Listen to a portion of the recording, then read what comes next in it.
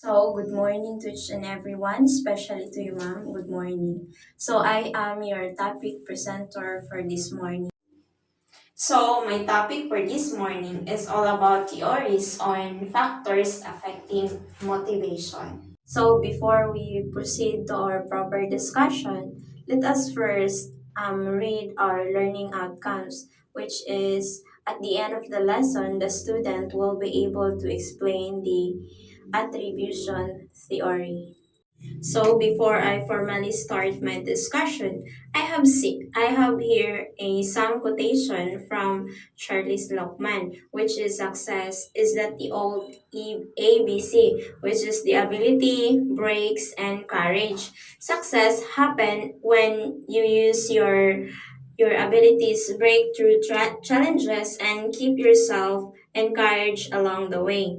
It's like saying that if you build your fundamental talents, push past limits, and stay motivated, you will achieve success.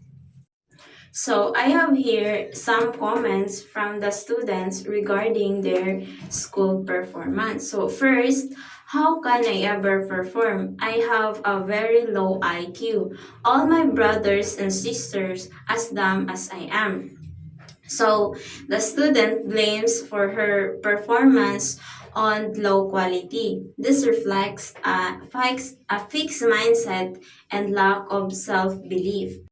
So I have to perform in my class. My parents and teachers expect me to perform. All my brothers and sisters are performing. Nakakahiya naman kung di ako mag-perform. So this student have a feel social pressure and shame if they don't meet expectation.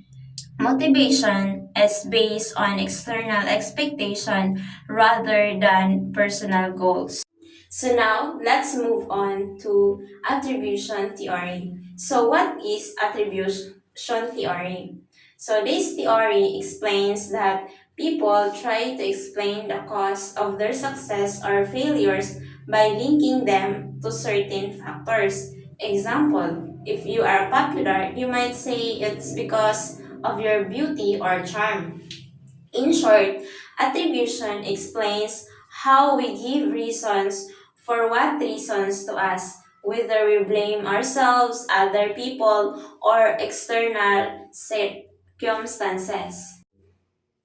So, there are three ways of attribution theory, which is the logos, stability, and controllability. So, let's first discuss the logos. So, logos, which has internal and external. So, internal, you believe the cause comes from within you. Example, your effort, talent, and intelligence. While the external, you believe that the cause comes from the outside. Example, the luck, other people, and environment. So the second one is stability, which is stable versus unstable. So stable, the cause is constant and doesn't change easily. Example, the ability and your personality. The unstable, the cause can change depending on the situation. Example, your mood and your effort. The third one is constant controllability, which is controllable versus uncontrollable. Controllable, you can influence or manage the costs. Example of this is studying harder and practicing more. While the uncontrollable, it is you cannot change. Example, the natural disasters and inherited conditions. So now, let's move on to how does attribution affect motivation? So when a student thinks success or failures comes from something within their control like effort and that it can be changed, they are more likely stay motivated. Now, let's move on to the relationship among the dimension of attribution, which is the ability, effort, luck, and task difficulty. But we will first discuss the ability. So example of the ability, a student, natural intelligence, you're born with it, so it's stable and not directly controllable. The second one is the effort. Example of this is studying harder, effort changes depending on how much work the student puts in. The third one is the example of luck is guessing correctly on a test. It's outside your control and unpredictable. The fourth one is task difficulty. Example of this, the exam is too hard. The difficulty level is set by the teacher so the student cannot control it.